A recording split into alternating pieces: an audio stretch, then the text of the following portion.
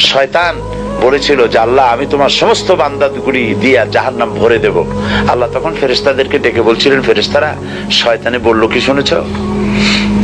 তোমরা যাও পৃথিবীতে, আমার বান্দারা শয়তানের ওয়াসওয়াসায় পড়ে যদি একটা গুনার নিয়ত করে, গুনাহটা করে নাই, গুনার নিয়ত করেছে, আমলনামায় একটা গুনাহ লিখে দিও।